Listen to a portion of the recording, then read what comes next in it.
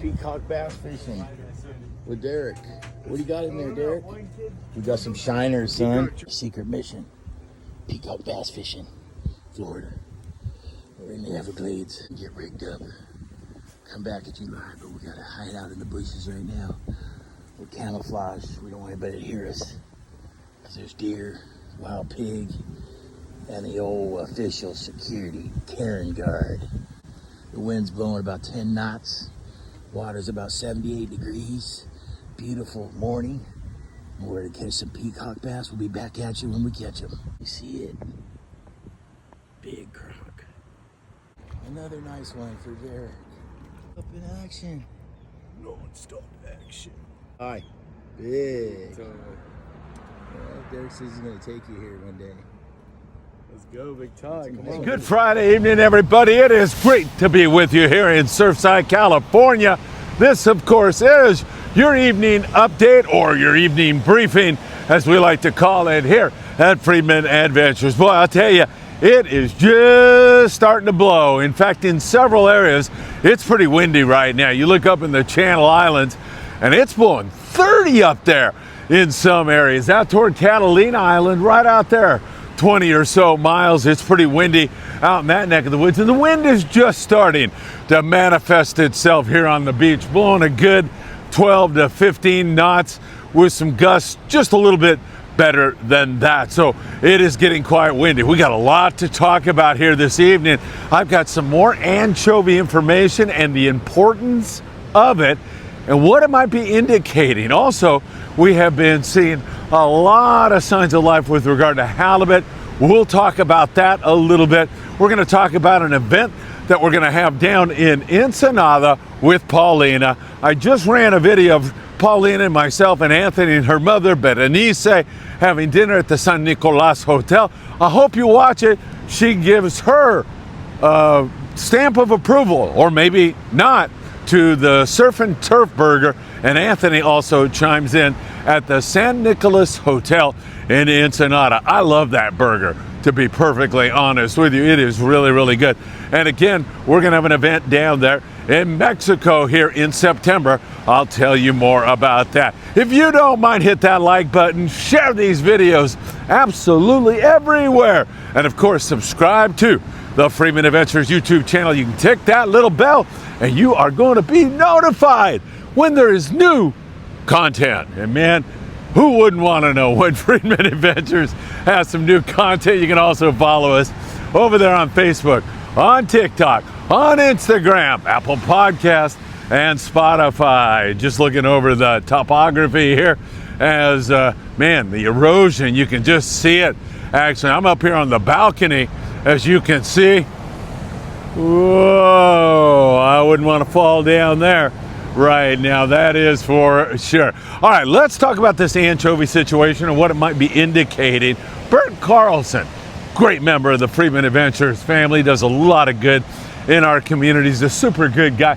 He said he was down in Los Alamitos Bay, right down the street from me here, and he said there's so much anchovy here in the bay, it's mind-boggling. He says, I go to the bay all the time. For many, many years, I've been going to the bay, and I have never seen the amount of anchovy that we're seeing right now. Now, this morning on the morning briefing, I ran some video of Dana Wharf sport fishing, loading bait, and they had copious amounts of anchovy. And also, we're seeing a lot of anchovy in the bait out of San Pedro, California, up there in the Channel Islands. There's a lot of anchovy around. Now, anchovies thrive in colder water. We have now, of course, a La Nina, and that La Nina is going to keep our water pretty cold this year. The forecast, by the way, the ENSOs and everything else are indicating right now, at least, that La Nina is going to hold, or it's going to remain neutral into the fall. Now, it's a little early to make that determination, but that's what they are saying right now.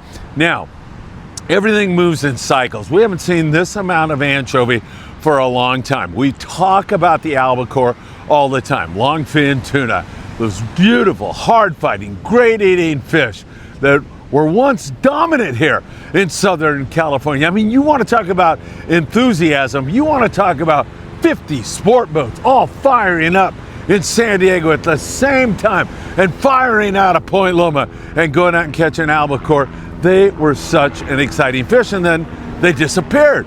Now, is it the stock of albacore? It is not the stock of albacore. They're in good shape. There's plenty of albacore. It's, I think, the oceanography. It's been too warm, not conducive to what those long fins really like to thrive in. And now we are seeing the return of a lot of anchovy, really a favorite food source of albacore. That's all we had for bait when we were fishing albacore back in the day, 100 years ago, back in prehistoric times. Let's take a walk down here a little bit, get you a little bit closer to the ocean. So now we're seeing that anchovy, and it just seems like it's starting to cycle back to that kind of environment right now. It seems like we're cycling back to all that anchovy, which could mean that we're cycling back to the albacore. Let me feel this for you. Woohoo! That is freaking cold. That feels like 56 degrees or something like that, which wouldn't surprise me with all this wind that we have offshore right now. So it seems pretty interesting, to say the very least. Those observations that we had from Bert Carlson, the bait at Dana Wharf, San Diego's had a lot of chovy up in the Channel Islands. There's just a lot of chovy around, and one might be able to put the dots together, line them all up, that anchovy is going to bring in the albacore. Woohoo! Let's keep our fingers crossed on that. I know I've been saying there's going to be albacore for like 4 years now, and I've been wrong every single year because I've been predicting a decent run. You know, there's been a smattering of fish last year here in SoCal. At least 20 fish were taken, some on the sport boats, more on the private boats, but to me that's just like incidental. It's not what I was calling for. I was calling for more, and the reason why I was calling for more is because the water was getting colder and we were seeing more chovy, but not like this. Now we're seeing a lot of anchovy, and I know a lot of you enthusiasts out there who want to see albacore. This could be it. All right, speaking of little fishies, how about the Grunion? I believe the 29th we start our last run, and it's the last no take until I think July. So, I mean, it's the last take until I think July. So this weekend is going to be the last time you can actually apprehend those little devils. Some people like to fry them and eat them. Other people, like fishermen, find them to be an incredible bait. So keep that in mind. This next Grunion run will be the last time you can take them here in SoCal for several months. Once again, you have to have a fishing license if you're 16 years and above. To do it, you can only take 30, I think. Is it 35? Put a comment down below if you know the answer to that. Your host should know that, but he's a little tired after driving in from Mexico the other day on 2 hours sleep. So once again, there's a limit. I think I'm going to say 30. It might be 35, but I'm going to err on the lesser number. And one of our fine people there will drop a comment down below. I know that for certain. All right, so keep that in mind. And those Grunion were fantastic here in the Southern California surf for a variety of different species. Big old yellowfin and spotfin croaker will bite on those things full speed. And also you'll catch halibut on that. It works really, really well. Also, you can catch a wide variety of different species, including corvina and many other fish on Grunion. So keep that in mind. It's pretty messed up here. I would call this pretty much unfishable, but by the morning, and you'll see it on the morning briefing, you'll get a good look at it, maybe things will calm down. Had an absolutely great time in Mexico. I got to get out and see many of the captains down there that funnel information into me. I'm lucky because I speak Spanish, so when anything goes on with the pongueros down there, I'm pretty well connected with all the players that I get to hear about, bluefin or anything else down in that neck of the woods. So it was good to see all of those guys. And also, of course, we handed out, Anthony and I, reels to some anglers down there, some fishermen, commercial fishermen who really can't afford to buy some reels in some cases. So we were able to get it into the hands of them or others who are going to distribute it for us in the very near future. And we're always proud to do things like that in your name. Those reels were donated by you, and there's some of the bigger reels that kids can't use, so we give them to the commercial fishing guys that are not the guys that are really well off. And I have several friends down there that help me to distribute those, so that is good stuff. Now, we spent a lot of time with Paulina, and she is great. Her birthday is April the 5th. She will be at Day at the Docks. Make sure you tell her how much you enjoy her here on Freedman Adventures, because she truly is a great co-host when I'm down there. And now Paulina and I are fixating on a date to invite all of you down to Ensenada on a Friday, Saturday, Sunday. That will be wine tasting and cheese. It'll be fishing. It'll be going on a hike. It'll be shopping. It'll be walking around the city. And we will be there to make sure you totally enjoy the weekend with Freedman Adventures. So if you have some trepidations about going to Mexico, you've been a little bit fearful before, we'll help you through. And if we have to get you from the border down to Ensenada, we'll find a way to do that. Walk you across the border, get you on a bus. Of course, we'll be there with you. We'll find some way to do that if you don't want to drive. If you do want to drive, however, we're thinking of caravanning. Once we get across the border, we'll caravan and take you down to our destination, wherever that's going to be. We're working on all the details right now. It's going to be a Friday, Saturday, Sunday, and I want to say it's like September 14th that we're looking at. Whatever the Friday is around that September day, that is when it's going to be.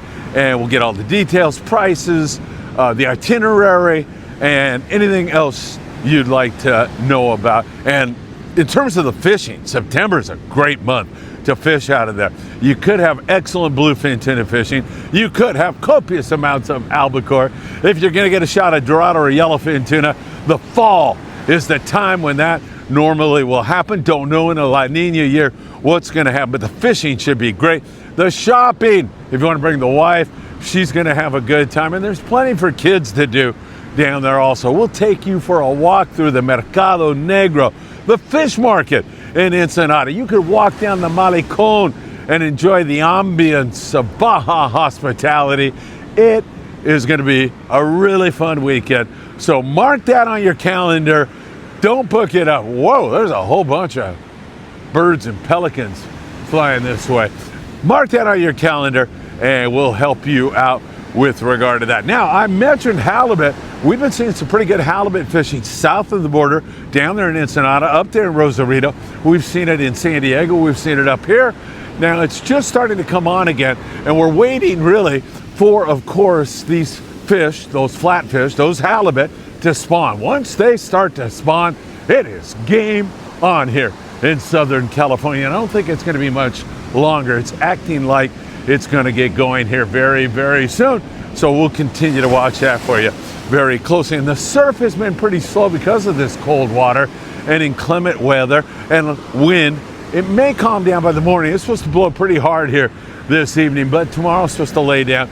We'll see how that all plays out. And then later on, it's supposed to really blow up, and it looks like it's going to be unfishable here about 2 days out, I think it was, 3 days out, something like that. We'll have more on that in the morning briefing when I can take a look at the latest weather forecast for you tomorrow morning right here in SoCal. Looking forward to doing that. So we have that. Don't forget, Rockfish opens up. It's closed right now, but it opens up in SoCal.